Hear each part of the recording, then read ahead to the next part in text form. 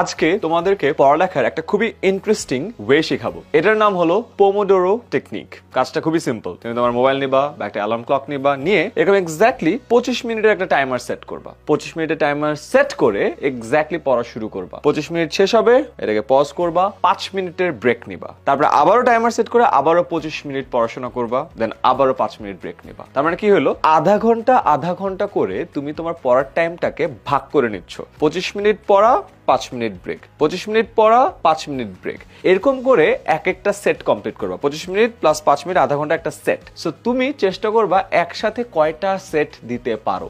Usually suggest করা হয় 6টা সেট যদি দেওয়া যায় তাহলে খুবই ভালো। আধা ঘন্টা করে 6টা সেট মানে 3 ঘন্টা পড়লা। এটার মেইন উদ্দেশ্যটা হলো অ্যাটেনশনটাকে একদম উপরে রাখা। কারণ যখন আমরা পড়াশোনা করি আস্তে আস্তে আমার অ্যাটেনশন কমে, একটু হইলেও লেথার্জিক লাগে, একটু হালকা ঘুম পায়, একটু ক্লান্তি হয়।